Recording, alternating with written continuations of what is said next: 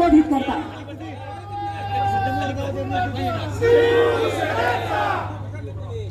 छत्रपती शिवाजी महाराज की जय. भवानी. माझ्या लाडक्या बहिणींनो,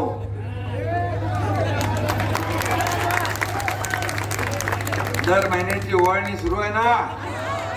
काय अडचण आली तर सांगा, तुमचा भाऊ इथं उभा आहे आणि इकडं लाडके भाऊही आहे, इकडे लाडके भाऊ आहे.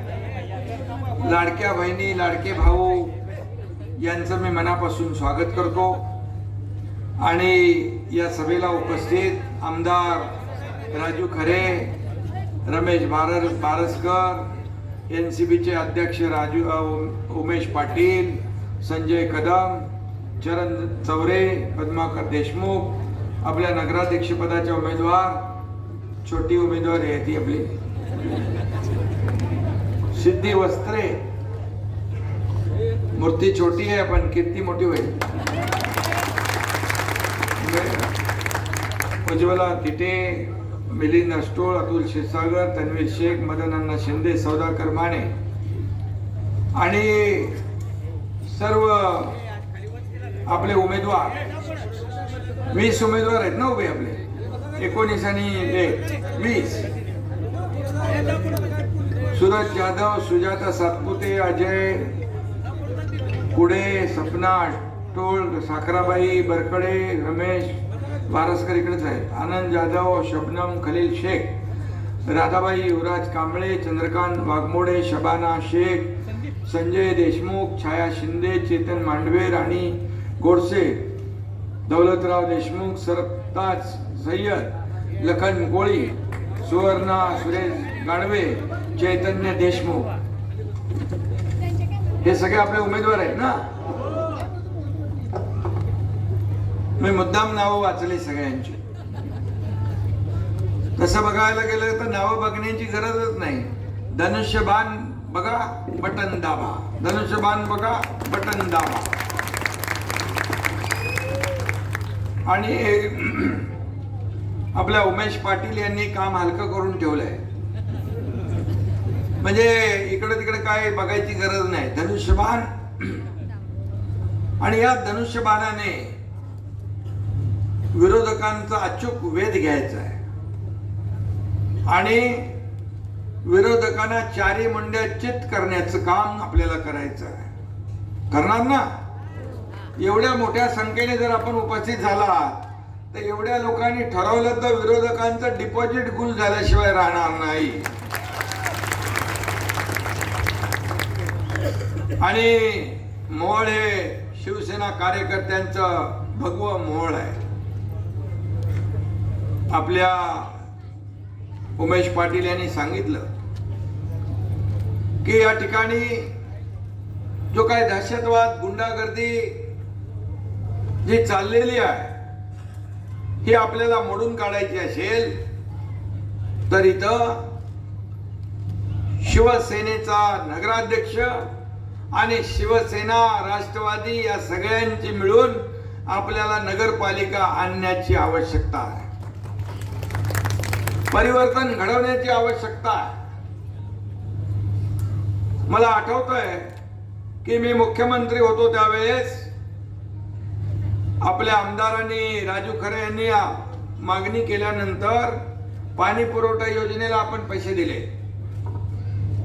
त्याचबरोबर आपण मोहोळचा विकास आराखडा मंजूर केला. किती पैसे मंजूर केले? 3,000 कोटी रुपये त्यावेळेस विकास आराखड्याला मंजुरी दिली आपण.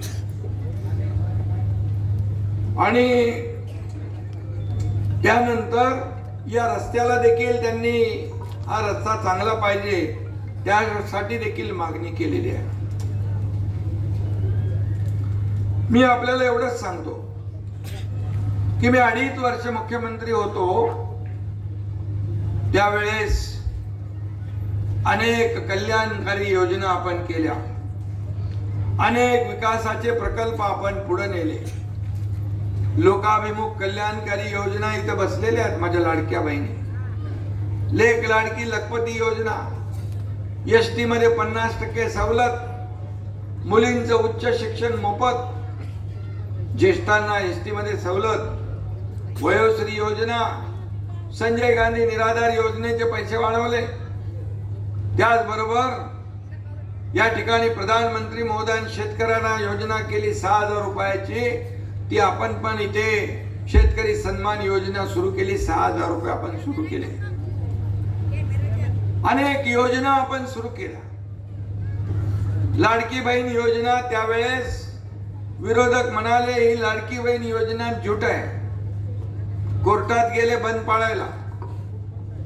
पाडायला गेले, पण कोर्टाने त्यांना चपराक दिली आणि माझ्या लाडकी बहीण योजना, कारण मुख्यमंत्री मी स्वतः होतो, लाडकी बहीण योजना सुरू झाली. आता लोक म्हणतात लाडकी बहीण योजना बंद करू, पण तुम्हाला मी सांगतो, विरोधक सांगताय,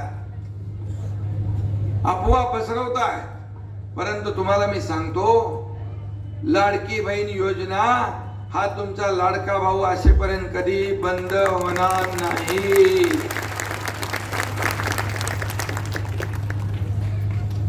कारण आम्ही दिलेला शब्द आहे आणि शब्द पाळणारे लोक आम्ही आहोत. आज अजितदादांचे आपले उमेश पाटील ज्या पोटतिडकीने बोलतात, विकास तर होईलच, विकासाला पैसे मिळतीलच, जे जे आम्ही बोललोय ते आम्ही करणारच. कारण तुम्हाला माहित आहे का, सिनेमात डायलॉग आहे, बाळासाहेब पण सांगायचे, शब्द देताना 10 वेळा विचार करून जपून शब्द द्या. शब्द एकदा दिला की माघार नाही. आणि म्हणून बाळासाहेबांचा शिवसैनिक मी आहे. मैं एकदम कमिटमेंट करता नहीं, लेकिन एक बार कमिटमेंट कर दी तो फिर मैं खुद की भी नहीं सुनता. आणि म्हणून मी आपल्याला एकच सांगतो की जे आम्ही बोललोय ते करणार.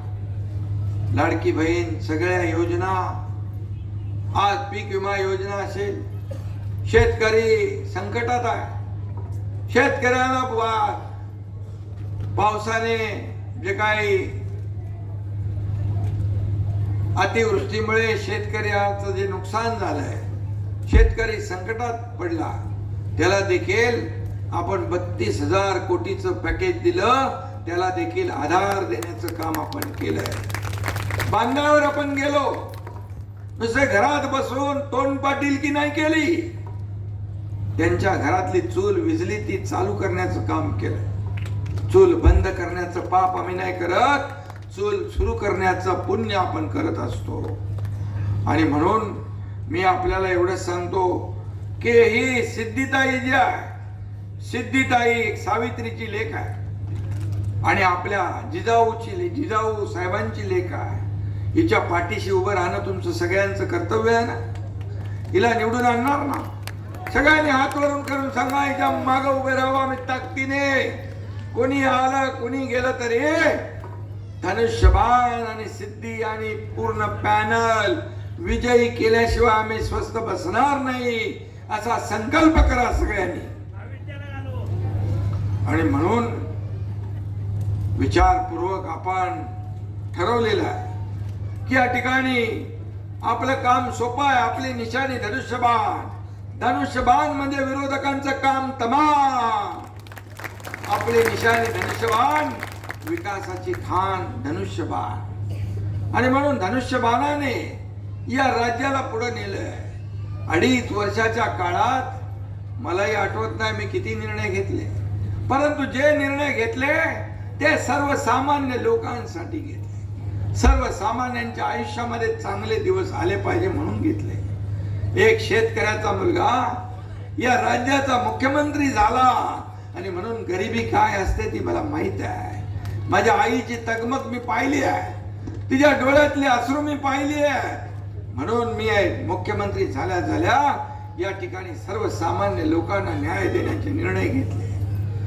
तेवढा मोठा धाडसी निर्णय आतापर्यंतच्या इतिहासामध्ये कधी झाला होता? कधीच झाला नव्हता. एवढे निर्णय आपण घेतले. 45,000 कोटी माझ्या लाडक्या बहिणींवर आपण वर्षाला देतो. पण तुम्हाला फक्त 1,500 रुपयावरून थांबवणार नाही.